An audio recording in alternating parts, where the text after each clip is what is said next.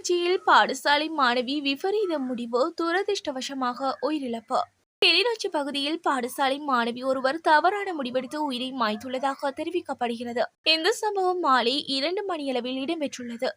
சம்பவத்தில் அரவிந்தன் துஷானி வயது 18 என்ற உயரத்தில் கல்வி கற்று வரும் மாணவி இன்றைய தினம் தூக்கிட்டு உயிரிழந்துள்ளார். சடலம் உயிர்கூற்று சோதனைக்காக கிளிநொச்சி வைத்தியசாலையில் வைக்கப்பட்டுள்ளது.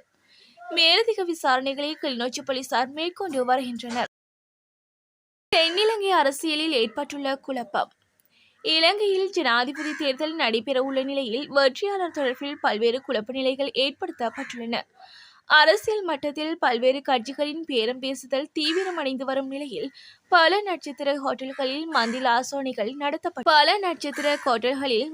ஆலோசனைகள் நடத்தப்பட்டு வருகின்றன. இவ்வாறான பிரதான ஜனாதிபதி வேட்பாளர்களினால் வழங்கப்பட்ட சில வாக்குறுதிகள் நிறைவேற்றப்படாததன் காரணமாக பல கட்சி தவல்கள் நிறுத்தப்பட்டுள்ளதாக அரசியல் வட்டாரங்கள் தெரிவிக்கின்றன.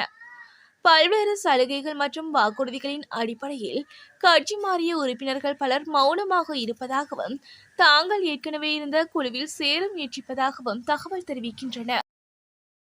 நான் ஜனாதிபதியாவது உறுதி, நாமல் தெரிவிப்போம்.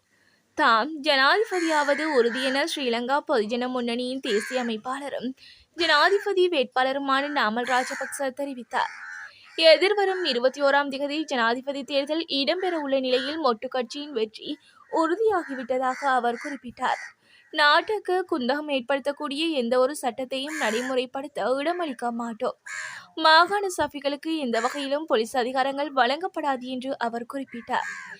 இந்த நிலையில் அரசு ஊழியர்களின் சம்பளங்கள் அதிகரிக்கப்பட வேண்டும் எனவும் சம்பள முரண்பாடுகள் களையப்பட வேண்டும் எனவும் நாமல் கூறினார். ஆப்கானிஸ்தான் நாட்டவர்களை கடுமையான சட்டத்தின் கீழ் நாடு கடத்தியுள்ள ஜெர்மனி. குற்றவாளிகள் என உறுதி செய்யப்பட்ட 28 ஆப்கானிஸ்தான் நாட்டவர்களை ஜெர்மனி நாடு கடத்தியுள்ளது. 2021ஆம் ஆண்டில் தாலிபான்கள் ஆட்சியை கைப்பற்றிய பிறகு மனித உரிமைகள் தொடர்பான அச்சுறுத்தல் காரணமாக ஆப்கானிஸ்தானுக்கு நாடு கடத்தும் நடவடிக்கையை ஜெர்மனி நிறுத்தியுள்ளது. இதற்கிடையில் கடந்த வாரம் ஜெர்மனியின் உள்ளூர் விழா ஒன்றில் இடம்பெற்ற கத்திக்குத்து சம்பவம் பெரும் பரபரப்பை ஏற்படுத்தியுள்ளது. இந்த நிலையில் தாக்குதல்தாரி IS ஆதரவாளர் என்பது தெரிய வந்ததும் நாடு கடத்தும் நடவடிக்கைகளை மீண்டும் முன்னெடுக்க வேண்டும் என்ற தீர்மானம் எடுக்கப்பட்டுள்ளது. துபாயிலிருந்து வந்த இலங்கையர் கட்டுநாயக்க விமான நிலையத்தில் கைது. துபாயிலிருந்து இலங்கைக்கு வரி செலுத்தாமல் சட்டவிரோதமான முறையில் கொண்டுவரப்பட்ட சிகரெட் தொகையுடன் சந்தேக நபர் ஒருவர் கட்டுநாயக்க விமான நிலையத்தில் கைது செய்யப்பட்டுள்ளார். போலீஸ் போதைப்பொருள் ஒழிப்பு பணியகத்தின் கட்டுநாயக்க விமான நிலைய பிரிவினரால் சந்தேக நபர் இன்று அதிகாலை கைது செய்யப்பட்டுள்ளார். இவ்வாறு கைது செய்யப்பட்ட சந்தேக நபர் பாணந்துறை பிரதேசத்தை சேர்ந்த 30 வயதுடையவர் என தெரிய வந்துள்ளது. இதன்போது சந்தேக நபரிடமிருந்து 20,000 சட்டவிரோத சிகரெட்டுகள் போலீசாரால் கைப்பற்றப்பட்டுள்ளது. இதற்காகத்தான் திலீப் ஜெயவீரவை ஜனாதிபதியாக்க வேண்டும், விமல் வீரவன்ச சுட்டிக்காட்டு. பங்களாதேஷ் மற்றும் உக்ரைன் போன்று இலங்கை மாறாமல் இருப்பதற்கு திலீப் ஜெயவீரவை ஜனாதிபதியாக தெரிவு செய்ய வேண்டும் என தேசிய சுதந்திர முன்னணியின் தலைவர் விமல் வீரவன்ச தெரிவித்தார்.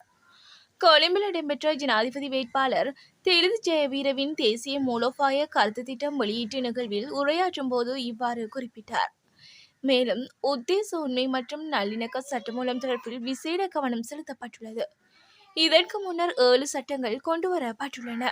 யுத்தத்தை முடிவுக்கு கொண்டு வந்து தேசிய பாதுகாப்பை உறுதிப்படுத்திய இராணுவத்தினரை குற்றவாளி கூண்டில் ஏற்றும் சட்டம் இலங்கையில் தான் முதன்முறையாக இயற்றப்பட்டுள்ளது. உலகின் எந்த நாடுகளிலும் இவ்வாறான சட்டங்கள் இயற்றப்படவில்லை. தேசிய மக்கள் சக்தியின் ஜனாதிபதி வேட்பாளர் அனுரகுமார திசாநாயக்கவின் தேர்தல் விஞ்ஞாபனத்தில் இன மற்றும் மத அடிப்படை வாதங்களை முன்னிலைப்படுத்தி தோற்றம் பெறும் முரண்பாடுகளை விசாரணை செய்வதற்கு உண்மை மற்றும் நல்லிணக்க ஆணைக்குழுவின் செயற்பாடுகளை விரிவுபடுத்தல் என குறிப்பிட்டுள்ளார். நாடாளுமன்ற உறுப்பினர்களுக்கு துப்பாக்கிகளை வழங்கும் நடவடிக்கை குறித்து எழுப்பப்பட்ட கேள்வி. இலங்கையில் நாடாளுமன்ற உறுப்பினர்கள் தமது பதவிகளை விட்டு விலகிய பின்னரும் பயன்படுத்துவதற்காக 2 ரிப்பீட்டர் ரக துப்பாக்கிகளை வழங்கும் பாதுகாப்பு அமைச்சின் நடவடிக்கை கேள்விகளை எழுப்பியுள்ளது. இந்த ஆயுதங்களை வேறு யாராலும் மாற்றவோ அல்லது பயன்படுத்தவோ முடியாது என்ற சிக்கலான நிபந்தனை காரணமாக இந்த ஆயுதங்களின் விவகாரம் என்ன நோக்கத்திற்கு உதவும் என்ற கேள்வி எழுந்துள்ளது. நாடாளுமன்ற உறுப்பினர்களுக்கு ஏற்கனவே கைத்துப்பாக்கிகள் மற்றும் ரிவால்வர்கள் வைத்திருக்கும் உரிமை உண்டு. இதற்கு மேலதிகமாக ரீபீட்டர் ரக துப்பாக்கிகள் வழங்கப்படுகின்றமை குறிப்பிடத்தக்கது.